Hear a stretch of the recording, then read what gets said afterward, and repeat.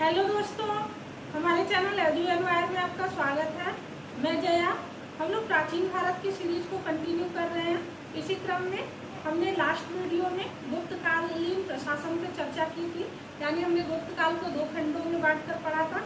गुप्त काल के प्रारंभिक शासक कौन थे और उनसे क्या क्या प्रश्न बनते हैं तथा उनकी प्रशासनिक व्यवस्थाओं के संदर्भ में हमने बात की थी। अब आज जिस टॉपिक पर हम लोग चर्चा करने जा रहे हैं वो गुप्त काल के बाद की परिस्थितियां हैं, यानी कि किस प्रकार से गुप्त काल की समाप्ति होती है। ये हमने लास्ट वीडियो में देख लिया था। और आज हम बात करेंगे गुप्त काल के समाप्ति के पश्चात कुछ छोटे छोटे राजवंशों का उद्भव होता है और उन राजवंशों से क्या क्या महत्वपूर्ण प्रश्न बनेंगे और ये परीक्षा की दृष्टि से कितने उपयोगी हो सकते हैं, उन सब पर आज चर्चा करेंगे। जैसा कि आप जानते हैं कि गुप्त काल में भारत की सीमाएं काफ़ी दूर तक फैली हुई थी और ये एक बड़ा साम्राज्य था। मौर्य साम्राज्य के बाद जो सबसे महत्वपूर्ण शासन प्रणाली देखते हैं हम, वो गुप्त काल ही था और उसको भारत का स्वर्ण काल भी कहा जाता है। इसके बाद जब गुप्त काल समाप्त हुआ तो फिर कुछ छोटे छोटे राजवंशों का उद्भव होता है और उन्हीं में से एक महत्वपूर्ण राजवंश है पुष्यभूति वंश। और ये पुष्यभूति वंश की इतिहास में क्यों इसको महत्वपूर्ण दर्जा दिया गया है, क्योंकि गुप्त काल के बाद जो है भारत में एक बड़ी सत्ता के रूप में ये वंश उभरता है। लेकिन ये सत्ता के रूप में जब आता है, यानी ये जब सत्ता स्थापित करता है तो उस क्रम में कई परिस्थितियां निर्मित होती हैं। यानी इसका जो महत्वपूर्ण शासक हर्षवर्धन है वो स्वयं से राजा नहीं बन जाता है, वो इन परिस्थितियों के बीच घिर जाता है जिसके कारण वो राजा बनता है और उस परिस्थितियों को, उन चुनौतियों को वो स्वीकार करता है, जिसके पश्चात वह एक बहुत अच्छा शासक बनकर के उभरता है। और उसके काल में कई प्रकार की उन्नति जो है भारत ने देखी और कई प्रकार की जो है धर्म संबंधी उन्नति को भी देखा गया। तो आइए चैप्टर शुरू करते हैं पुष्यभूति वंश को। देखिए, पहले सबसे ये जानेंगे इसका संस्थापक कौन और इसके महत्वपूर्ण शासक कौन थे।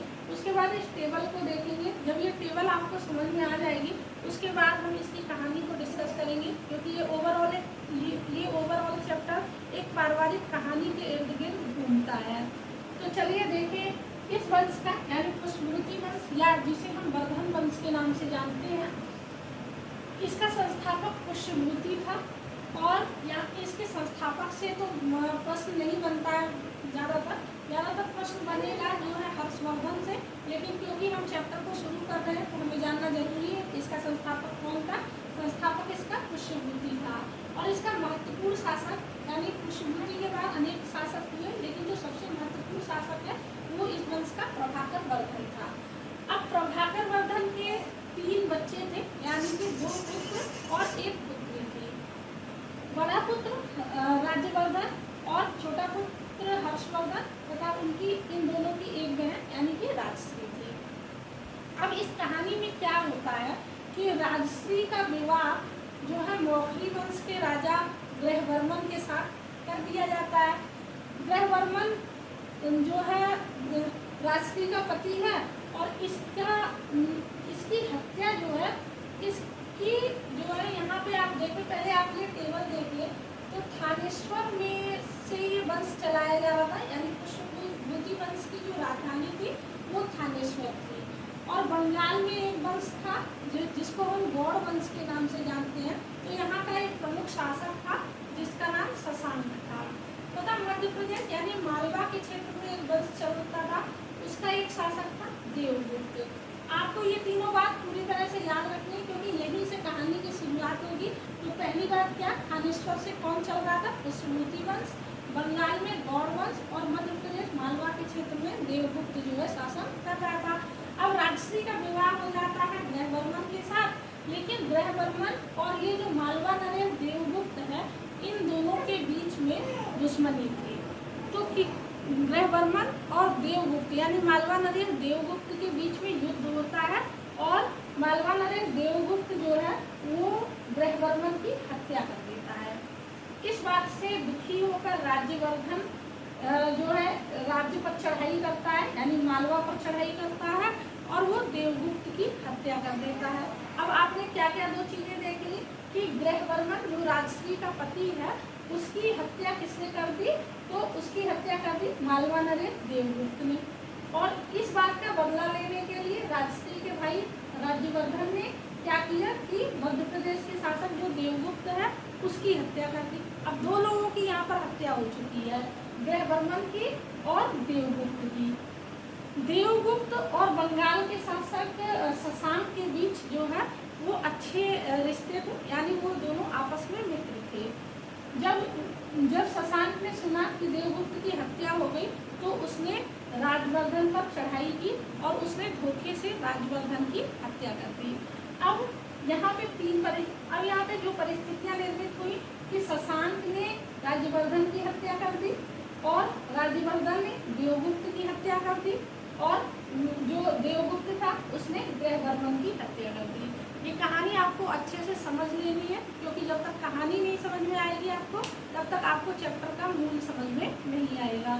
तो अच्छे से इसको समझ लीजिए। अब यहाँ पे इन तीनों की हत्या हो गई। अब कौन बचा है, तो गौड़ नरेश, शशांक और राजश्री का भाई हर्षवर्धन, ये दोनों लोग जीवित बचे हुए हैं।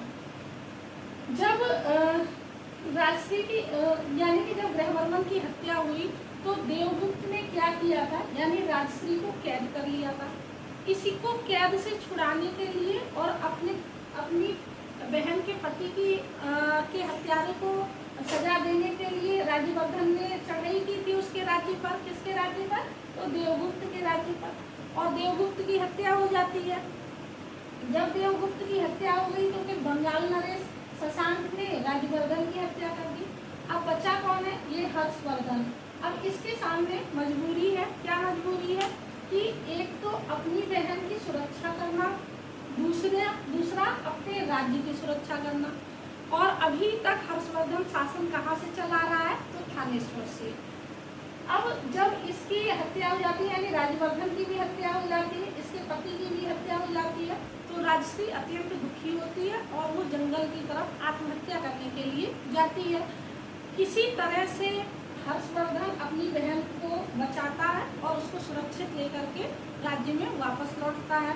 लेकिन अब कन्नौज का शासन सत्ता विहीन हो गया था, यानी अब उस पर कोई शासक नहीं था, यानी एक तरह से वहाँ की सत्ता को देखने के लिए कोई नहीं बचा हुआ था। तो हर्षवर्धन ने अपनी राजधानी कहाँ पर ट्रांसफर की, थानेश्वर से उसने अपनी राजधानी को कन्नौज ट्रांसफर किया।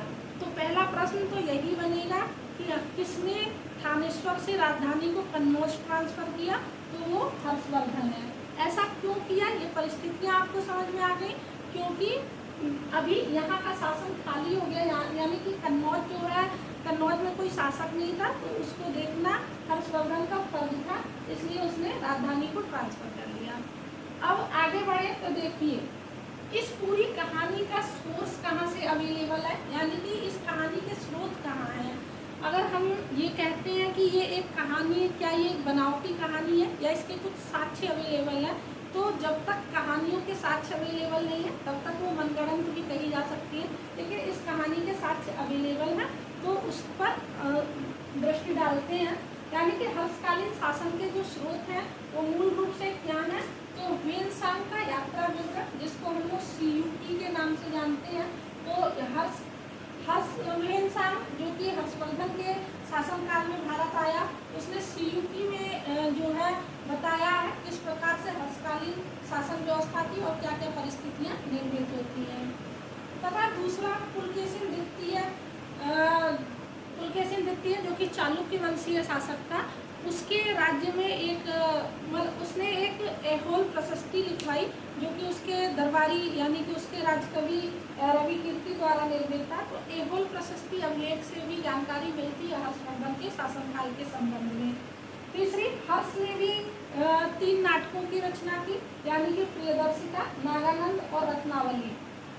हालांकि कहा जाता है कि हर्षवर्धन ने इन नाटकों को स्वयं नहीं रचा था और ये किसी के द्वारा लिखवाए गए थे, उसके बाद इस पर उसने अपना नाम दिया है।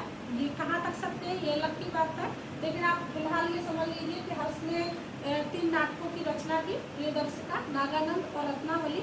इनसे भी हर्ष संबंधी प्रशासन और हर्ष के संदर्भ में क्या क्या परिस्थितियां निर्मित होती हैं, उनके संदर्भ में यहाँ से भी क्वेश्चन बनता है और ये भी जानकारी के स्रोत हैं। तथा बाणभट्ट ने जो हर्षचरित की रचना की, तो वहाँ से भी इसमें जानकारी दी कि किस प्रकार से हर्षवर्धन का शासनकाल शुरू होता है। तो कुल मिलाकर हर्षकालीन शासन के स्रोत जो है वो हेनसांग का सियुकी है, यानी हेनसांग का यात्रा विवरण। दूसरा पुलकेशिन द्वितीय द्वारा जो ऐहोल प्रशस्ति अभिलेख लिखवाया गया उससे जानकारी मिलती है, तथा हर्ष के तीनों नाटक यानी प्रियदर्शिका, नागानंद और रत्नावली से, तथा बाणभट्ट द्वारा जो हर्षचरित की रचना की गई इससे जानकारी मिलती है। आइए अब आगे बढ़ते हैं। कुल मिलाकर अब पढ़ेंगे हम लोग हर्षवर्धन के बारे में, क्योंकि इस पूरी परिस्थिति के बाद जो शासक बन के उभरता है वो हर्षवर्धन है, और हर्षवर्धन को ही जो है श्रेय जाता है वर्धन वंश की उन्नति का। तो हर्षवर्धन राजा बनता है 606 ईस्वी में और इसका शासनकाल समाप्त होता है 647 ईस्वी में। अब ये जब शासक बनता है तो इसकी उम्र मात्र 16 वर्ष की थी, यानी कि ये अभी जो है मजबूरीवश शासक बनता है क्योंकि परिस्थितियां इस प्रकार की निर्मित हो जाती हैं। अब हेनसांग के अनुसार उत्तर भारत में इसने 5 राज्यों को अपने अधीन कर लिया, यानी कि 5 राज्य हर्षवर्धन के अधीन थे। कौन कौन से 5 राज्य?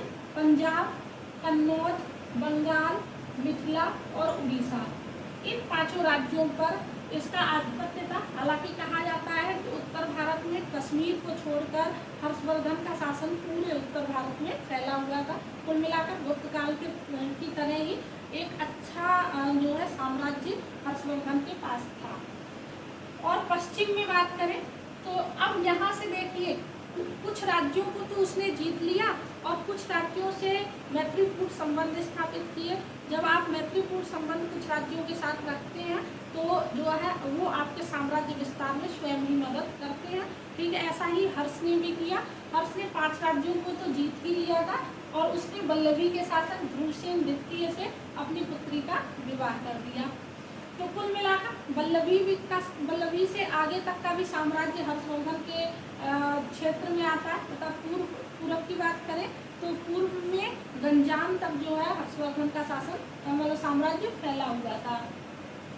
अब हर्षवर्धन के संबंध में कहा जाता है कि हर्षवर्धन दक्षिण भारत में अपना साम्राज्य विस्तार कर रहा था। उसी क्रम में चालुक्य शासक पुलकेशिन द्वितीय से नर्मदा के तट पर हर्षवर्धन और पुलकेशिन द्वितीय के बीच में युद्ध होता है और इस युद्ध में जो है हर्षवर्धन हार जाता है और कहा जाता है कि यहीं से उसकी दक्षिण भारत के साम्राज्य की जो नीति थी वो तहस नहस हो जाती है। कुल मिलाकर वो दक्षिण भारत में शासन नहीं कर पाता है। तो ये जो अभी आपने ये देखा कि ये जो पुलकेशिन द्वितीय और हर्षवर्धन के बीच में युद्ध होता है, इस घटना का विवरण जो है आपको कहाँ मिलेगा? तो पुलकेशिन द्वितीय द्वारा लिखवाया गया जो ऐहोल प्रशस्ति अभिलेख है, यही इसका मूल स्रोत है, जहाँ से पता चलता है कि हर्षवर्धन पुलकेशिन द्वितीय से हार जाता है। आगे चले तो देखिए कि जो हर्षवर्धन था वो पहले शैव धर्मानुयायी था, लेकिन बाद में जब भारत में वेनसांग आता है तो वेनसांग के प्रभाव से वो बौद्ध धर्मानुयायी हो जाता है। और ये बौद्ध धर्म की कौन सी शाखा को मानता है? तो महायान शाखा को। अगर कभी प्रश्न बन जाएगा कि हर्षवर्धन बौद्ध धर्म की किस शाखा का अनुयायी था, तो महायान शाखा का अनुयायी था। उसके बाद हर्षवर्धन के समय में नालंदा ही प्रमुख शिक्षा केंद्र था। ये वही नालंदा विश्वविद्यालय की बात कर रहे हैं जिसको गुप्त काल में कुमार गुप्त द्वारा बनवाया गया था। तो ये याद रखिएगा क्योंकि यहाँ से प्रश्न बनता है नालंदा विश्वविद्यालय का संस्थापक कौन था? कुमार गुप्त था। और हर्षवर्धन के शासनकाल में यही जो है प्रमुख शिक्षा का केंद्र हुआ करता था। अब हर्षवर्धन क्योंकि बहुत ही धर्म के प्रति उसका बहुत अनुराग था, चाहे वो शैव धर्म को मानता था या फिर बौद्ध धर्म को मानता है, लेकिन वो सभी धर्मों के प्रति सहिष्णु नीति का पालन करता है। और इसी के तहत उसने जो है हर 5 साल में वो एक धर्म सभा का आयोजन करता था जिसको महामोक्ष परिषद के नाम से जाना जाता है। और कहा जाता है कि उसने प्रयाग तथा कन्नौज में जो है धर्म सभाओं का आयोजन करवाया तथा प्रयाग में जो कुंभ मेला लगता है उसका जो है उसके आयोजन का श्रेय भी कहीं ना कहीं जो है हर्षवर्धन को जाता है। इसके बाद अब चलेंगे हम लोग देखेंगे हर्षकालीन प्रशासन के संदर्भ में। कोई भी राजा या कोई भी राज्य तब तक महान नहीं कहा जाता है जब तक कि उसकी प्रशासनिक स्थितियाँ जो है अच्छी ना हो। जब तक आपका प्रशासन सुदृढ़ नहीं है तब तक आपका राज्य सुदृढ़ नहीं माना जाएगा। तो इसी क्रम में हम देखें कि किस प्रकार से हर्षकालीन प्रशासन जो है चलाया जाता था और किन स्थितियों से होकर के यह राज्य गुजरता है और क्यों इसको भारत में के इतिहास में एक महत्वपूर्ण दर्जा दिया गया है। तो हर्षकालीन प्रशासन जो है कुछ गुप्तकालीन प्रशासन की भांति ही था। बहुत ज़्यादा चेंजमेंट आप इसमें नहीं फील करेंगे। लेकिन देखें, आइए देखते हैं कि पहले जो राष्ट्र था यानी कि देश, और उसके बाद राष्ट्र को भुक्ति में बांटा गया, यानी भुक्ति मतलब प्रांत। जैसे यहाँ पर राज्य हैं, फिलहाल जैसे हम जिन्हें राज्य कहते हैं उसी को हर्षकाल में भुक्ति कहा जाता था। और उसके बाद भुक्ति के नीचे कौन थे? विषय, जिनको आप वर्तमान समय में जिनको जिला समझ सकते हैं। और उसके बाद ग्राम, यानी ग्राम जो है प्रशासन की सबसे छोटी इकाई होती थी।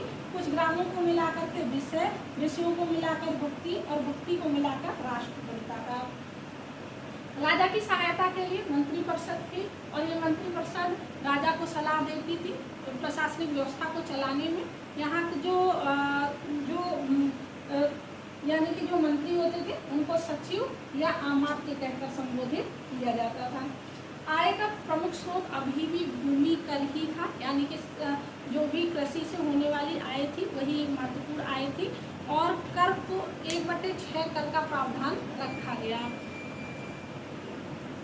भौगिक जो थे उनको कर वसूलने वाला, यानी जो कर वसूलते थे, टैक्स संग्रहकर्ता जो थे उनको भौगिक कहा जाता था। तथा जो जमीन का हिसाब किताब रखते थे उनको पुस्तकाल कहकर संबोधित किया गया है। शासन की सबसे छोटी इकाई ग्राम थी और ग्राम का जो प्रधान था वो ग्रामच्छपटलिक कहलाता था। तो ये याद रखना है क्योंकि यहाँ से प्रश्न बनेगा, क्योंकि आप गुप्त काल में देख रहे थे तो ग्राम का प्रधान जो था ग्रामिक कहलाता था, तो यहाँ पे ग्रामच्छपटलक कहलाएगा। उसके बाद सिंचाई के लिए तुला यंत्र यानी जल पंप का उल्लेख मिलता है। ये कई बार क्वेश्चन यहाँ से बना हुआ है कि तुला यंत्र जो है ये क्या चीज़ है। तो तुला यंत्र जल पंप है जो कि हर्षवर्धन के शासनकाल से संबंधित है और इसका उल्लेख मिलता है जल पंप का। हर्ष के शासनकाल में सूती वस्त्र का प्रमुख केंद्र मथुरा था और यहाँ अब इसके बाद ये सारी परिस्थितियों के बाद हर्ष का शासनकाल 647 ईस्वी में समाप्त हो जाता है। इसके बाद कोई भी इस वंश में जो का उत्तराधिकारी नहीं था। धीरे धीरे करके यह वंश पूरी तरह से समाप्त हो जाता है। इसकी समाप्ति के बाद 8वीं शताब्दी में कन्नौज के लिए, क्योंकि ये कन्नौज उस समय तक बहुत ही महत्वपूर्ण था। महत्वपूर्ण ऐसे समझ लीजिए क्योंकि ये एक तरह का केंद्र बिंदु था। दक्षिण भारत, उत्तर भारत और कुछ क्षेत्रों का ये केंद्र बिंदु था, जिसके कारण इसको लेकर के ये कुल मिलाकर कन्नौज एक बहुत शक्तिशाली साम्राज्य उस समय था। तो इस कन्नौज के लिए 3 युद्ध होता है। इसको हम त्रिपक्षीय युद्ध के नाम से जानते हैं। ये इसलिए बताया जा रहा है क्योंकि यहाँ से प्रश्न बने हुए हैं। यहाँ से मुझे लगता है कि जितने भी ऑब्जेक्टिव वनडे एग्जाम होते हैं कहीं ना कहीं उनमें ये प्रश्न पूछा जाता है। या तो इस प्रकार से प्रश्न पूछा जाता है कि त्रिपक्षीय संघर्ष में किसने किसने भाग लिया या किसने इसका प्रारंभ किया या कौन कौन जो है इसमें पार्टिसिपेंट थे, यानी कि किन किन वंशों ने इसमें जो है पार्टिसिपेट किया है। तो कुल मिलाकर पाल, प्रतिहार और राष्ट्रकूटों ने कन्नौज के लिए संघर्ष किया और इस संघर्ष का आरंभ जो है पाल शासक धर्मपाल ने किया। अब यहाँ से तीनों के से संबंधित प्रश्न बने हुए हैं कि पाल में से कौन सा राजा था जिसने त्रिपक्षीय संघर्ष में पार्टिसिपेट किया है। तो पाल शासक धर्मपाल, प्रतिहारों की तरफ से वत्सराज ने और राष्ट्रकूटों की तरफ से ध्रुव ने जो है इस त्रिपक्षीय संघर्ष में पार्टिसिपेट किया। और इसका अंत क्या होता है? तो अंततः प्रतिहार शासक जो है, वैसे तो यानी कि समझ लीजिए फर्स्ट फेज में क्या होगा कि कोई भी शासक नहीं जीतेगा, यानी कि किसी की भी जीत नहीं होती है। लगभग युद्ध बराबरी पे समाप्त होते हैं, लेकिन ये युद्ध लंबा खिंचता है यानी लगातार चलता रहता है। और लास्ट में क्या होता है कि प्रतिहार वंश के शासक जो है इनका अधिकार कन्नौज पर हो जाता है। तो कुल मिलाकर इस चैप्टर से यही इतने प्रश्न बन सकते हैं। और आप थोड़ा सा बुक की भी हेल्प लीजिएगा, हो सकता है कोई पॉइंट मुझसे मिस हो गया हो, तो आप थोड़ा सा बुक से भी पढ़ लीजिएगा। मैंने अपनी पूरी कोशिश की है कि जो जो प्रश्न बन सकते थे मैं आपको बता दूँ। बाकी अगर आपको वीडियो अच्छा लगा हो तो आप हमारे वीडियो को लाइक करें, चैनल को सब्सक्राइब करें। Thank you for watching.